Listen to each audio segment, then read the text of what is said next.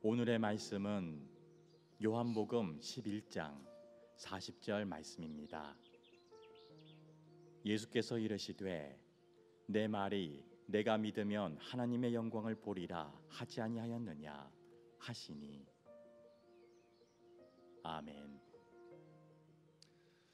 이 시대를 가리켜 참 많은 수식어가 있겠지만 특별히 참 좌절하고 절망하는 사람들이 많은 시대인 것 같습니다. 그래서 절망의 시대라고 해도 과언이 아닐 만큼 최근에 일련의 사건들을 바라보면 어쩜 이렇게 과격하고 또 돌발적이면서도 굉장히 그 사람이 사람을 향해서 대하는 것이 비인격적인, 근데 그런 것들이 보면은 다 본인의 좌절에서부터 나오게 되더라고요. 이런 심리죠.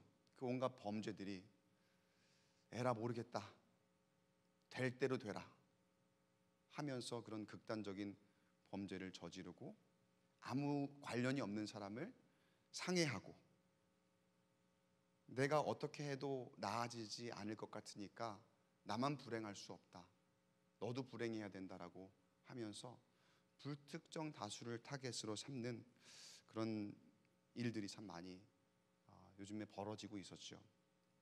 그런 거 보면 사실은 그 사람들은 드러내서 그렇지 우리도 마찬가지 아닙니까? 누구나 하나씩 좌절할 만한 문제, 절망할 만한 문제들을 가지고 살아가는데 그러한 것들을 드러내지 못하다 뿐이지, 어떻게 보면은 누구라도 이 시대를 살아가면서 만약에 내가 중심을 바로잡지 못한다면 잠재적으로 어떠한 일을 벌일 수도 있는 그러한 암울한 시대에 살아가고 있는 것 같다라는 생각을 해보았습니다. 그런 의미에서 절망적인 그런 시대라고 할 수 있지 않을까. 누구나 다 절망의 때가 있습니다. 그리스도인이라고 절대 예외가 없습니다. 근데 그렇다고 우리가 범죄를 저지를 수는 없겠죠. 에라 모르겠다, 될 대로 되라식으로 살아갈 수도 없습니다. 그럼 우리는 이런 시대에 어떤 마음가짐으로 살아가야 될까? 이런 상황 중에는 우리는 어떻게 대처하면 좋을까? 오늘 말씀을 통해서 한번 나눠보았으면 좋겠습니다. 오늘 말씀에서 한 병자를 소개합니다. 그 이름은 여러분 잘 아시는 나사로라고 하는 사람입니다. 요한복음 11장 1절에 나사로를 소개하는데요, 어떤 병자가 있으니 이는 마리아와 그 자매 마르다의 마을 베다니에 사는 나사로라.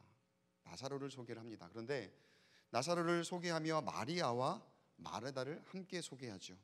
그 이유가 있습니다. 2절을 계속해서 볼게요. 2절 말씀, 이 마리아는 향유를 주께 붓고 머리털로 주의 발을 닦던 자요 병든 나사로는 그의 오라버니더라. 친족 관계인 거죠. 마리아와 마르다를 함께 설명한 이유가 있었습니다. 그들은 가족 관계였던 겁니다. 그런데 그게 뭐가 중요할까요? 왜 여기에서 나사로를 소개하면서 마리아와 마르다를 함께 소개했어야 할까? 당시 사람들에게, 특히 유대인들에게 병이 지니는 의미가 있습니다. 누군가 병에 걸렸다, 누군가가 죽을 병에 걸렸거나 누군가가 병이 중하다라고 했을 때 그 병은 그 사람이 가지는 아픔 그 이상이었습니다. 체면을 굉장히 중요하게 생각하는 사회였고, 또 유대 민족이 특별하게 그런 것들을 중요하게 생각하던 사람들이었거든요. 우리도 과거에 보면 그런 비슷한 거 많이 있죠. 어떤 사람이 죄를 져요. 그러면은 그 죄를 벌할 때 이런 얘기 있죠. 삼족을 멸할 것이다 하는 거.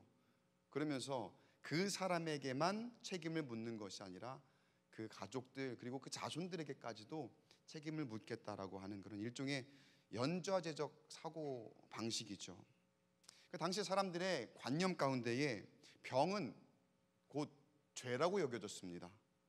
자신의 죄뿐만 아니라 그 친족의 죄로까지 치부되던 그런 시대에 나사로가 병을 얻고 있으니, 그리고 이제 나중에 아시겠지만 곧 죽습니다.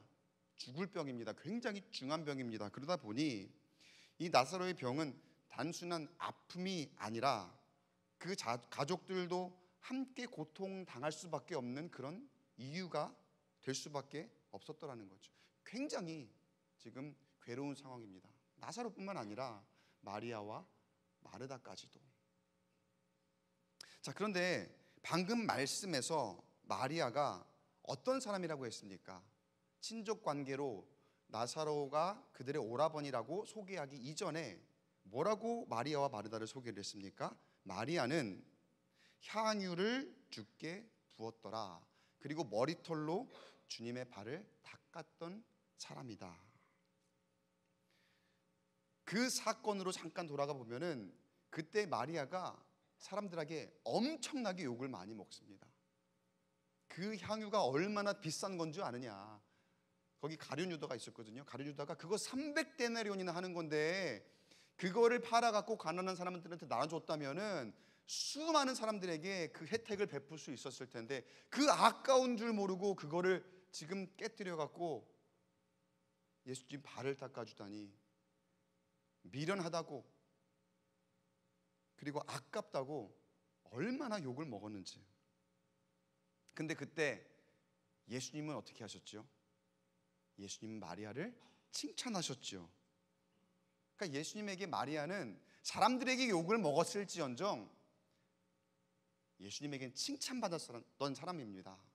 그러니까 누가 뭐라고 해도 나는 예수님을 위해서 내가 할 것을 하겠다. 내 것 아까워하지 않고 내 할 일을 할 것이고, 나는 그렇게 은혜로 사는 사람이고 그렇게 감사로 사는 사람이고 예수님께 칭찬받는 사람이다.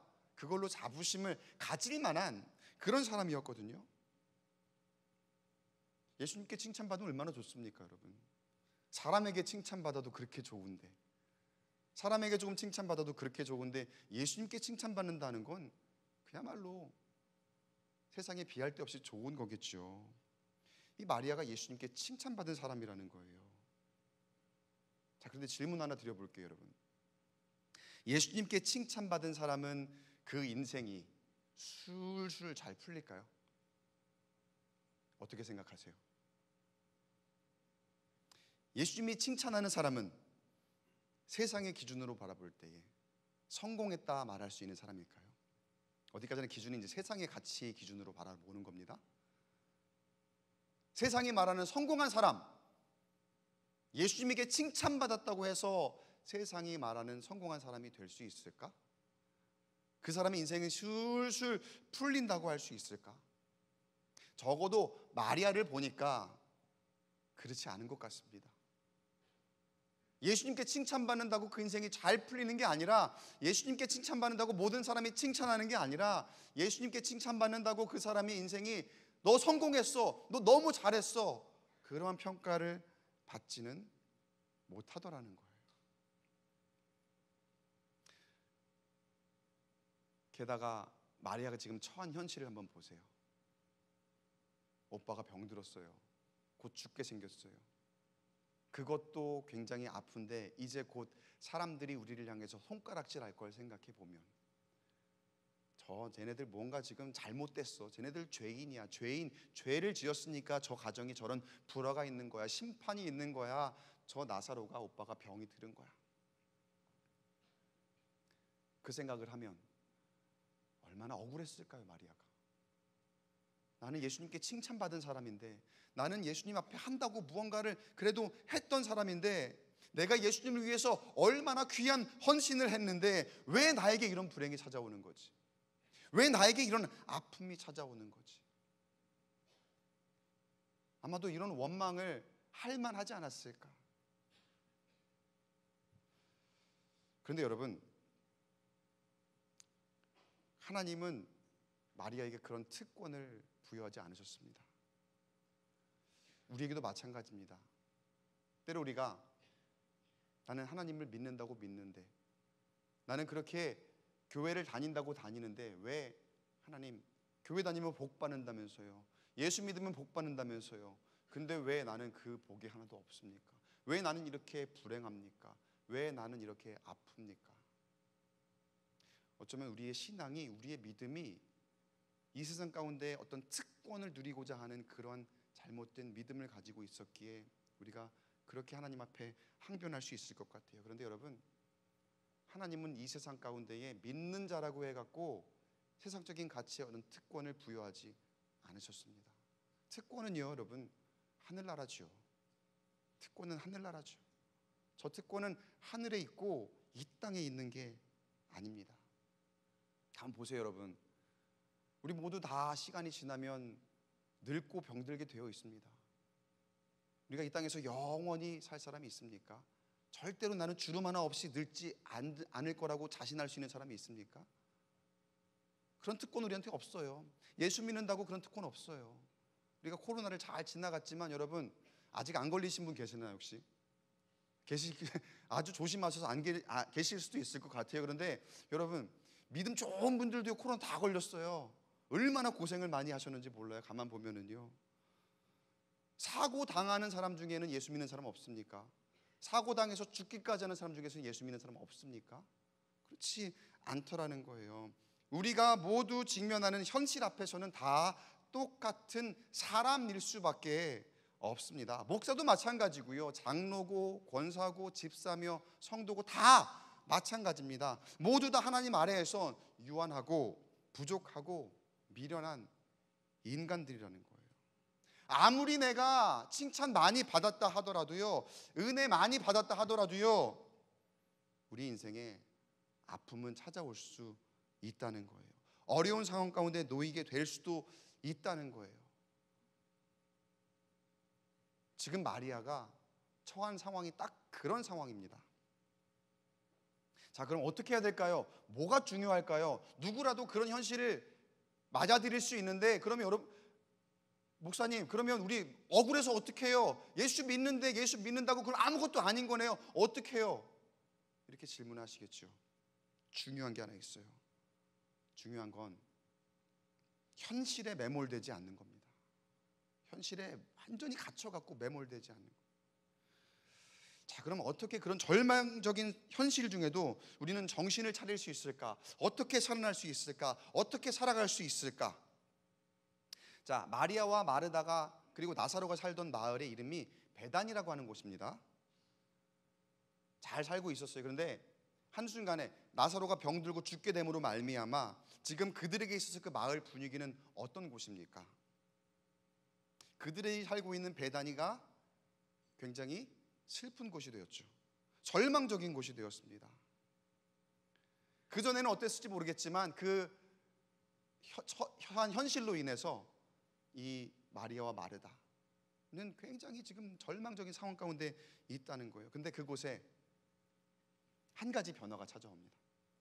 많은 것도 아닙니다. 단 한 가지 변화가 있는데 그 변화가 무엇인지 6절 7절 말씀을 함께 보겠습니다. 6절 7절 말씀 화면을 보시고 한 목소리로 같이 읽어보겠습니다. 시작.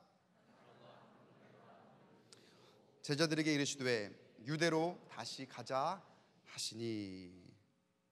예수님 말씀입니다.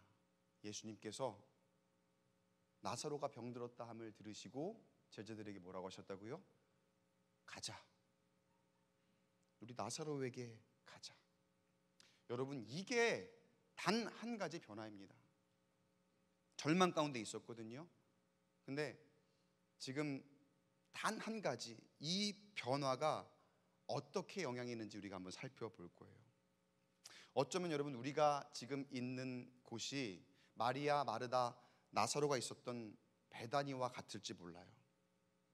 여러분이 어떤 상황과 현실 가운데 있는지 저는 다 알지 못해요. 그러나 누구라도 다 절망적인 상황 하나쯤은, 굉장히 답답하고 뚫리지 않고 낙심할 만한 그런 상황쯤 하나씩 겪고 계실 겁니다. 그런데 여러분, 우리가 있는 이 베다니에, 우리가 처해 있는 이 현실 가운데 그곳에 많은 변화도 필요 없습니다.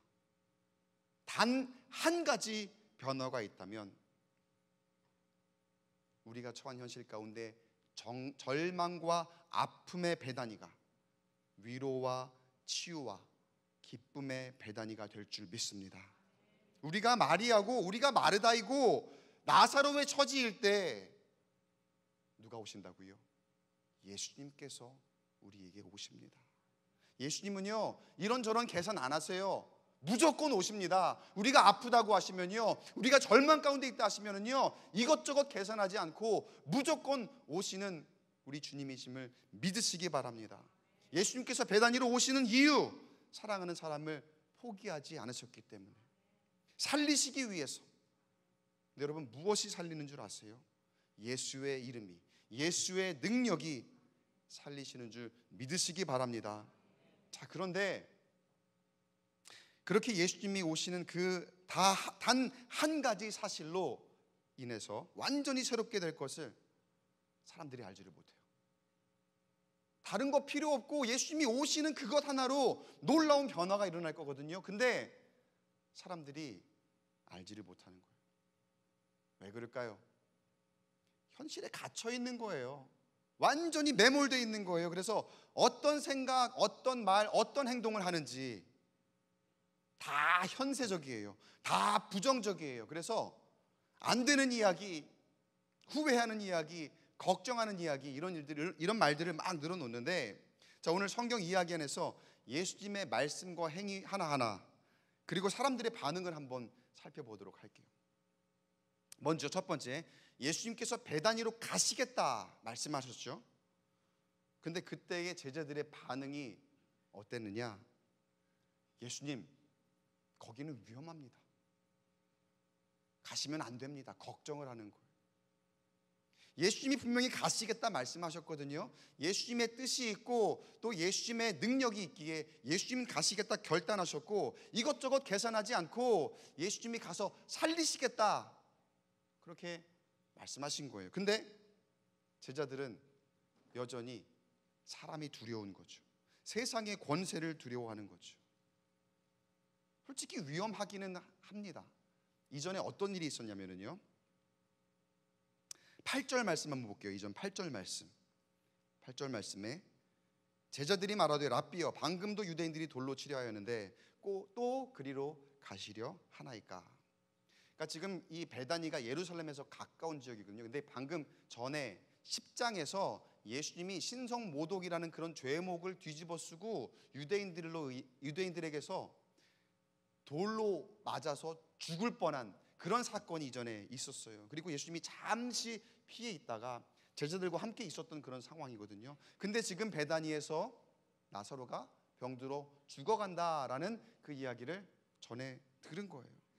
그러니까 제자들의 입장에서는 분명 예수님께서 죽을 뻔한 고비를 넘기셨었는데 다시 그 근처로 가시겠다고 말씀하시니까, 베다니와 예루살렘이 한 5리 정도 떨어져 있다 성경에서 기록을 합니다. 근데 그 단위가 조금 이제 해석이 좀 분분하긴 한데 통상 대략 한 3-4km 정도 떨어져 있는 것으로 그렇게 학자들은 얘기를 하거든요. 그러니까 굉장히 가까운 거리예요. 그러니까 예수님이 그쪽으로 가신다는 이야기를 들으면 얼마든지 위협하러 다시 올 수도 있고 어떤 유대인들을 어떻게 만날지 모르는 그런 상황은 맞습니다. 그런데 여러분, 예수님이 가신다는데, 예수님이 가신다고 할 때에는 그 말씀 안에는 해결이 있는 거예요. 믿으시기 바랍니다. 예수님이 말씀하실 때에는요, 우리가 뭐라고 하든지 간에, 내가 어떻게 생각하든지 간에 그 안에 분명히 답이 있어요. 그 안에 해결이 있어요. 그런데 제자들은 그런 것을 여전히 다 파악하지 못하는 거예요. 그 현실, 그들이 맞닥뜨리게 될 그 지금 앞으로 보여질 그런 모습, 그것만 생각하니까 너무나 두려운 거죠. 돌이 날라올 것 같으니까. 그러니까 그 걱정, 두려움에 완전히 갇혀있는 그런 모습에 예수님 가시면 안 됩니다 라는 그런 반응을 보였더라는 거예요. 두 번째, 예수님이 가셨습니다. 결국은 제자들이 뭐라고 하든지 간에 예수님은 답을 가지고 계시니까 가셨죠. 근데 예수님이 오셨을 때에, 그때에 참 이것도 의외예요. 마리아와 마르다의 반응이거든요. 근데 성경에 똑같이 얘기해요. 마리아와 마르다가 똑같이 얘기해요. 뭐라고 얘기하느냐, 21절하고 32절에 제가 읽어드릴게요. 주께서 여기 계셨더라면 내 오라버니가 죽지 아니하였겠나이다. 마리아가 21절에 얘기하고요. 마르다가 21절에 얘기하고 마리아도 32절에 똑같이 얘기를 해요. 마리아가 믿음 좋은 줄 알았는데 예수님이 여기에 계셨더라면은 우리 오라버니가 죽지 않았을 겁니다라고 이야기하면서 어떤 반응인 거예요? 그러니까 굉장히 시야가 좁아져서 이 현실 앞에서, 절망 앞에서 후회하는 거죠. 세상에 완전히 압도되어서 내 계획으로라면은, 내 생각이라면은 예수님이 여기에 딱 계셨으면 좋았을 텐데, 예수님이 여기 딱 계셨으면은 우리 오라버니가 이런 일을 당하지 않았어도 됐을 텐데, 근데 왜 안 계시고 이제 나타나셔갖고 다 끝났잖아요. 다 소용없잖아요. 이제 와서 무슨 의미가 있습니까? 여러분, 예수님이 답을 가지고 오셨는데요, 생명의 근원께서 다시 살게 하시는 그 능력과 생명을 가지고 오셨는데, 예수님이 여기 딱 계시는데 왜 이제 오셨습니까? 그러니까 사람의 생각은 이미 죽었는데 무슨 의미가 있습니까? 그러니까 사람의 생각이 완전히 그냥 갇혀 있는 거죠.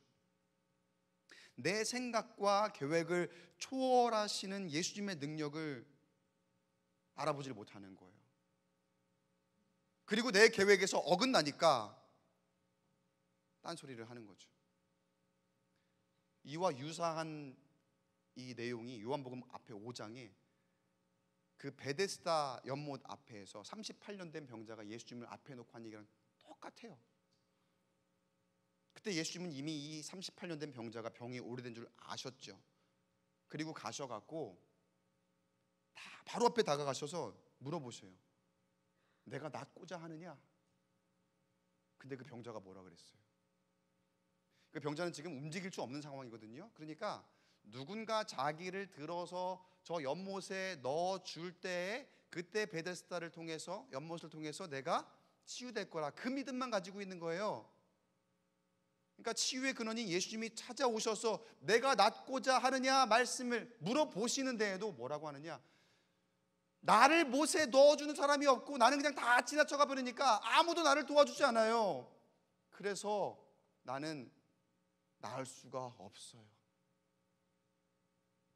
얼마나 절망적입니까? 얼마나 현실에 완전히 갇혀서 매몰되어서 생명과 치유의 근원 되시는 예수님을 바라보지 못하고 있는 거예요. 근데 여러분, 우리도 예외가 아니에요. 아니 그 믿음 좋은 줄 알았던 마리아가 이렇게 얘기했다니까요. 주께서 여기 계셨더라면 이 일이 일어나지 않았을 텐데,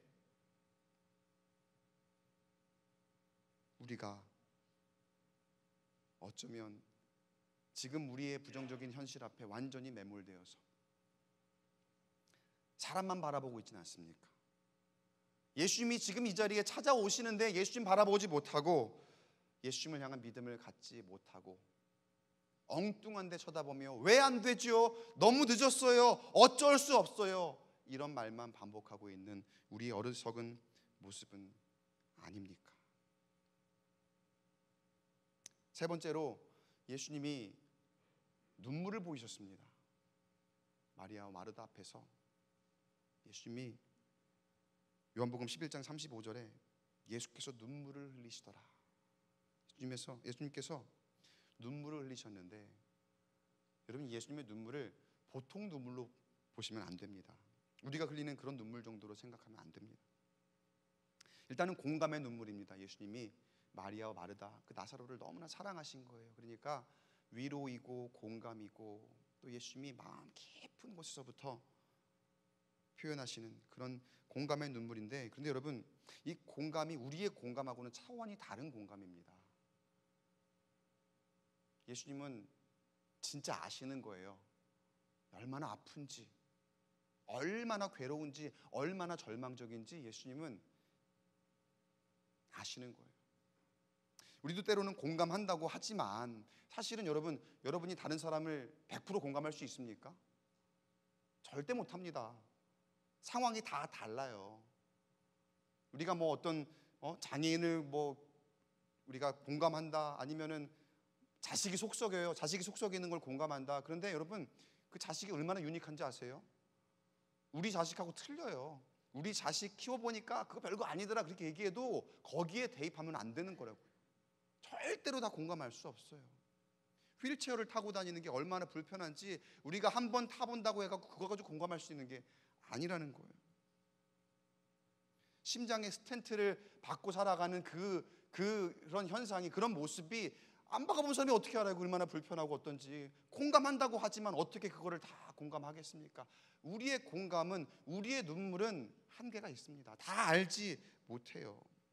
경험 안 해보면 모르고 경험해도 다 똑같지 않습니다. 그러나 여러분, 주님은요, 우리를 위해 고난당하시고 우리를 위해 죽으시고 또 애초에 우리를 치으신 분이시잖아요.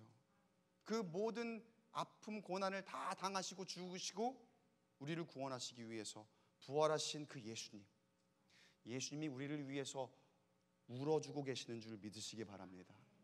사람은 다 공감 못해도 예수님이 우리에게 공감해주고 계시고 예수님이 우리와 함께 하고 계십니다. 여러분, 그 예수님을 바라보시기 바랍니다. 사람 바라보지 마시고, 사람에게 위로받고자, 사람에게 공감받고자, 그것도 중요하죠. 그러나 예수님보다 먼저 공감받으려 하지 마세요. 예수님보다 먼저 나를 위해 울어주기를, 그런 거 바라지 마세요. 세상이 지금 예수님을 어떻게 바라보냐면요, 성경에 보면은 내 기준으로 판단하는 거죠. 내 생각대로 판단하면서 예수님이 눈물을 흘리시니까 그냥 예수님의 능력을 폄하하는 거예요. 그저 저 눈물이 내 눈물인 것처럼 생각하고, 그 예수님의 눈물 앞에서 사람들이 뭐라고 합니까? 조롱하죠. 거의 조롱하죠. 37절 말씀 같이 읽어보겠습니다. 37절에 시작. 그중 어떤 이는 말하되 맹인이 눈을 뜨게 한 이 사람이 그 사람은 죽지 않게 할 수 없었더냐 하더라.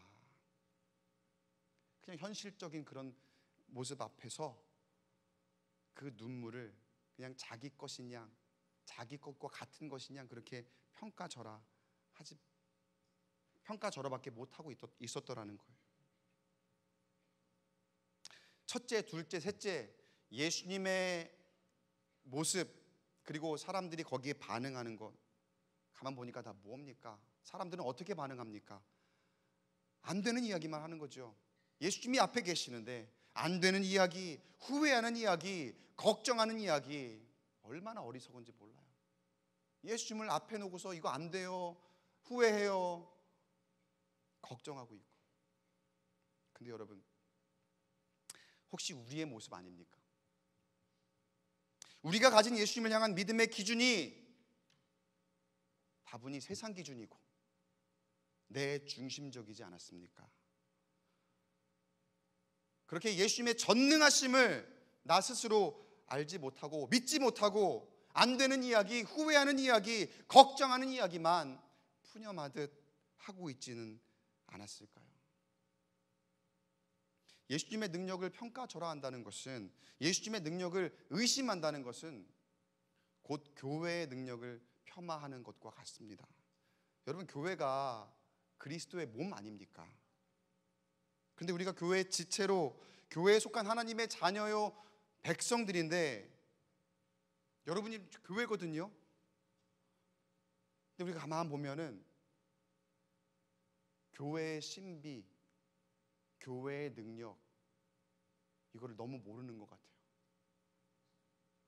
교회를 세상의 가치 기준으로 바라보는 거예요. 이 그리스도의 몸이에요. 예수의 영이 임하고 이 교회를 통해서 놀라운 능력이 일어나거든요. 신비로운 일들이 펼쳐지거든요. 그런데 우리가 그런 것들을 기대조차 안 하고 있는 것 같아요. 이 시대의 교회를 보면은요, 그에 대한 믿음이 너무너무 부족한 우리의 현실적인 모습. 우리가 무엇을 바라보고 교회를 구성하고 교회를 다닌다고 할 수 있을까요? 우리도 가만 보면은 분명히 교회인데 사람을 바라보는 거죠. 사람의 위로를 받기를 원하고, 사람의 칭찬받기를 원하고, 사람이 나를 걱정해 주기를 바라는 그런 모습. 그러니까 예수님의 눈물을 갖다가 평가하는 그 사람들의 딱 그런 기준인 때가 많은 거예요. 우리가. 그러니까 마리아와 마르다를 위문하러 많은 유대인들이 또 왔다고 성경에 기록되어 있거든요. 그런 기준인 거죠. 그런 기준. 우리도 혹시 그런 것만 바라고 있지는 않습니까? 사람들이 위로해주고 나에게 공감해주기만 해. 그리고 거기에서 그냥 딱 그치는 거죠. 그러나 여러분, 신앙은요, 교회는요, 사람을 보고 믿는 건 아니고 사람을 보고 다니는 건 절대 아닙니다. 물론 사람을 통해 일을 하시죠. 근데 우리가 때로는 사람이 전부일 때처럼 느껴질 때가 있다는 거예요. 사람이 전부일 때처럼. 근데 여러분 꼭 기억하세요. 사람만 기대하면은요, 꼭 실망합니다. 꼭 시험 들어요. 그래서 사람 의지하다가 시험 들면은 교회를 떠나기도 하고 또 여러 분란이 있기도 한데, 여러분 그거 얼마나 심각한 건 줄 아세요? 우리 교회 몸의 지체거든요. 우리가 교회 몸의 지체들이라는 그리스도의 몸 안에 하나의 다 이 지금 지체들이고 기관들이고 살과 피란 말이에요. 근데 거기에서 어떤 일이든지 분란이 생기거나 뭐가 있어서 시험 들고 상처받고 떨어져 나가요. 그 몸이 뜯겨 나가는 거거든요. 살이 뜯겨 나가는 거거든요. 예수님이 얼마나 아프시겠어요? 예수님이 얼마나 고통스러우시겠어요? 그거를 우리가 너무 그렇게 쉽게 생각하면 안 됩니다. 교회의 중심은 여러분 사람이 아니라 뭡니까? 예수 그리스도. 교회의 중심은 예수 그리스도. 모든 근원이 예수 그리스도이심을 믿으시기 바랍니다. 위로, 칭찬 모두 다 사람을 통해서 이루실 것입니다. 하나님께서도 사람을 통해서 위로 주시고 칭찬 주십니다. 그런데 그것이 절대로 그 사람에서 그치지 마십시오. 저 사람이 나 칭찬해 줬어, 저 사람이 나 위로해 줬어, 그렇게 여기지 마시고요. 저 사람을 통해서 하나님의 위로를 주시는구나, 하나님의 칭찬을 나에게 주시는구나. 교회는 그런 곳이에요. 예수님께서 그 사람을 통해서 나에게 주시는, 전해주시는 그 은혜를 한번 느껴보시기 바랍니다. 예수님께서 들려주시는 그 위로의 음성을 한번 여러분 들어보시기 바랍니다. 그러면 여러분의 교회를 통해서 다른 데 갈 것도 없어요. 어디 부흥회니 뭐 기도원이니 갈 것 없어요. 여러분의 교회를 통해서 기적이 일어날 줄 믿습니다. 여러분의 교회를 통해서 선하고 놀라운 변화가 일어나게 될 줄 믿습니다. 마르다와 마리아가 나사로가 병들고 죽어있는 현실 앞에 수많은 사람들이 그들을 위로하기 위해서 모였거든요. 그러나 그것으로는 아무것도 바꿀 수 없었습니다. 그러나 그 사람으로는 어떤 변화도 일어나지 않았지만 예수님께서 찾아오시니, 예수님께서 다가오시니 어떤 일이 일어납니까? 죽어서 나흘이나 되었습니다. 냄새가, 악취가 진동을 합니다. 그렇게 무덤에 갇혀있던 나사로, 예수님 말씀하시니 살아나게 된 줄 믿습니다. 사람들은 아무것도 할 수 없었어요. 아무리 위로해도 공감해도. 그러나 예수님이 찾아오시니 그 놀라운 일이, 그 예수의 능력으로, 예수의 이름으로, 그 죽음의 권세를 이기시고 부활하신 예수의 능력으로 살아나게 된 줄 믿습니다. 예수님께서 친히 말씀하시죠. 11장 25절 말씀에 함께 읽겠습니다. 시작. 예수께서 이르시되 나는 부활이요 생명이니 나를 믿는 자는 죽어도 살겠고. 할렐루야. 주님 말씀하십니다. 염려하지 말아라. 나는 절대 너를 포기하지 않는다. 예수님의 말씀이에요. 그러나 여러분, 예수님이 찾아오셔서 이렇게 말씀하시는데도 우리가 예수님 바라보지 못하고 주변만 한없이 바라보고 있으면 아무 소용 없습니다. 우리 믿음의 눈을 열어야 됩니다. 40절 예수님께서 이 말씀 하십니다. 이 말씀도 같이 읽어보겠습니다. 시작. 내 말이 내가 믿으면 하나님의 영광을 보리라 하지 아니하였느냐. 이 말씀은 책망하는 말씀으로, 책망하시는 말씀으로 들려요. 그런 톤으로 들려요. 내가 분명히 말하지 않았냐.